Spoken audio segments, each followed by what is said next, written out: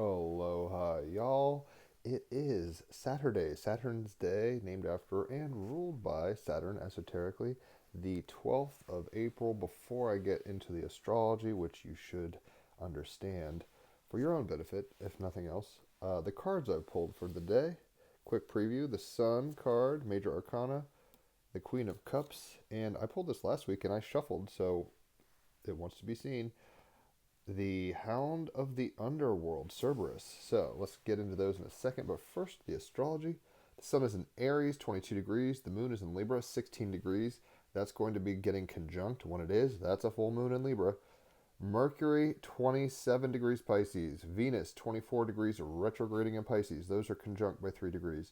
Mars, 27 Cancer. Jupiter, 17 Gemini. Saturn, 25 Pisces. That's conjunct Mercury and Venus.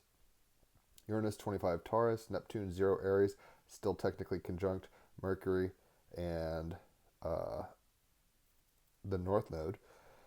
Pluto in Aquarius 3 degrees, North Node 27 degrees Pisces, that's conjunct Mercury and the North Neptune, like I said. Black Moon Lilith 1 degree, Scorpio, Chiron 22 Aries. The major aspects right now: Jupiter is squaring Saturn and Venus. Jupiter is trining the moon. Mars is squaring Black Moon Lilith, as well as squaring the Chiron Sun conjunction. Those are conjunct, if I didn't say that earlier.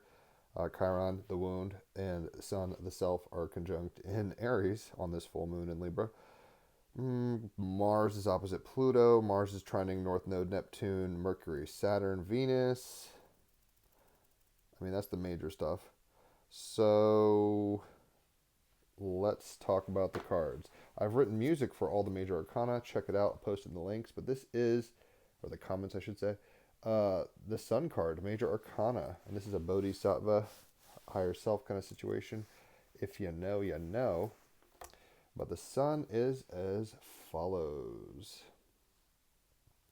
feelings of pure joy, taking the time to play, being alive, dancing and laughing. Very Jupiter and Gemini.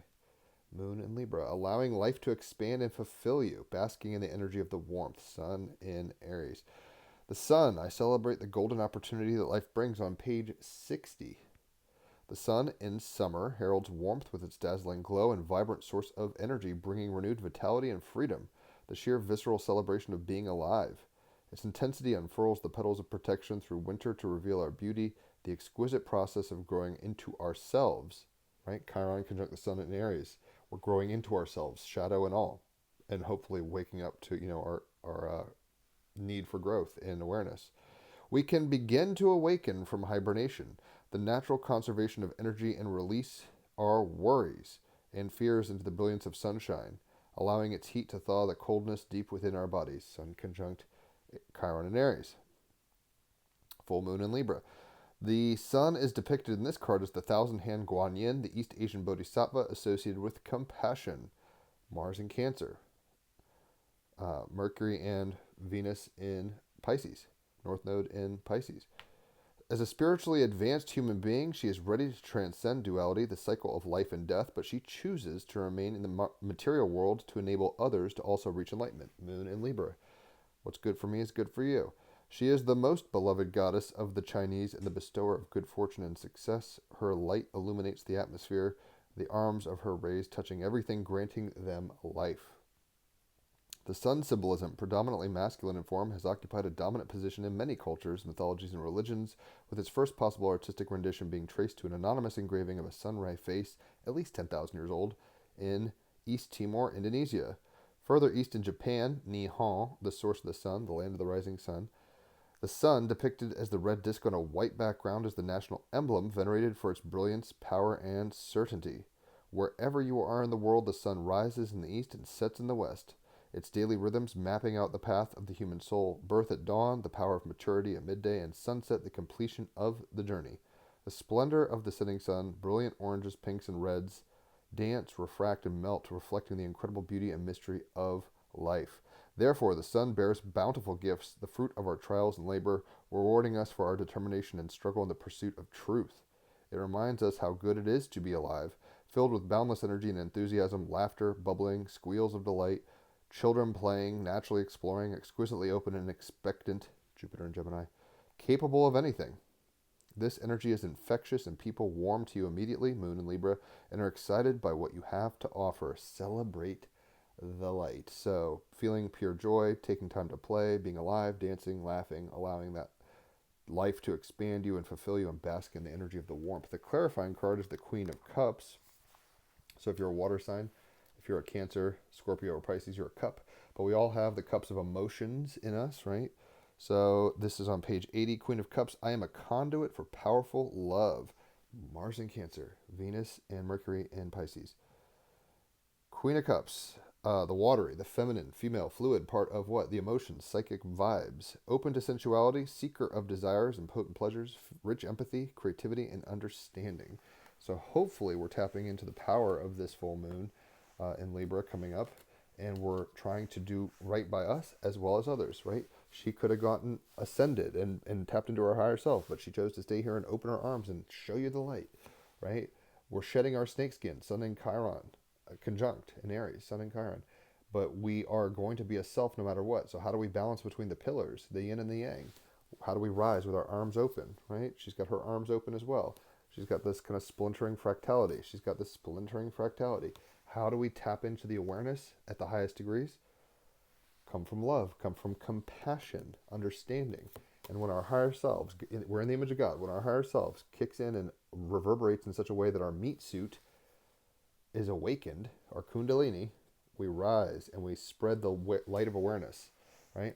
So the shadow on this Saturn's day, the wild card, is going to be Dante's Inferno card.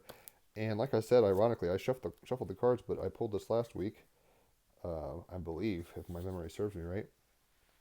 On page 17, number 7, Hound of the Underworld. Cerberus, monster, cruel and uncouth, with his 3 gullets like a dog, is barking over the people that are there submerged. Canto 6. The journey. Dante and Virgil venture into the region of hell where gluttons are punished. The monstrous beast Cerberus menaces them but is satiated when Virgil casts a handful of earth into its maw, like its mouth. Divination. As incarnate beings, oh my god, look, we're incarnating. Right? There's our transcended self, higher self. There's our incarnated self, spirit having a material experience. As incarnate beings, we must attend to feeding our minds, bodies, and spirits. For that reason, the symbol of the 3-headed dog is an apt metaphor for this card. And we already talked about sunrise, midday, sunset, the maiden, the mother, the crone. These archetypes of triplicate, right? Father, Son, Holy Ghost, whatever. 3 is a magic number. So the 3-headed dog is an apt metaphor for this card. When we starve any of these areas, we awaken a creature from within our lowest realms and give it free reign over our lives. Nourish your physical being with good food and plenty of rest, Mars and Cancer. Feed your mind with knowledge and wisdom, Jupiter and Gemini, Pluto and Aquarius. And commit your soul to your true purpose rather than an endless wheel of drudgery, North Node in Pisces, Mercury, Venus in Pisces, Saturn in Pisces. North Node still, Neptune is still conjunct that, but it's in Aries now. Take note of how you are feeding or neglecting each of these facets and give yourself what you need, not just what you crave. So I think we're tapping into, on this Saturn's day, plants need light to live. We need sustenance, spiritual and otherwise. We need to tap into our needs, not just our wants, and open up our hearts in compassion, shedding the snakeskin through compassion of our bad habits, of our ignorance, of our selfishness. We can't exit out of selfhood entirely, right? We're always going to, this is why in Christianity they say, pick up your cross daily. It's like you're going to have to commit to the higher light, remain in light. Talking Heads album, amazing album if you don't know. Remain in light. And when you remain in light, you shed the ignorance and you come into the next level of the serpent's coil, the fractal. It's a never ending story. But just like the sun, morning, noon, night, death. Repeat. Morning, noon, night, night. Morning, noon, night. We're doing that ourselves. So what are you feeding? And how are you feeding your mind, spirit, and body? The trinity of who you are. Hopefully that's made sense. If you've enjoyed this, holler for a reading. Leave a tip. Tag some friends. Whatever's clever. Leave a comment. I love interacting with y'all. And check out the Team Rabbit Hole podcast. 306 episodes deep. If you don't know, you don't know. But you should know, because everything from famous artists to Emmy-winning cinematographers to astrologers to musicians to whatever have been on this podcast. So you'll find the others, hashtag, on Team Rabbit Hole podcast. Check it out. I'll catch you on the flip side. Enjoy your Saturn's day and full moon in Libra.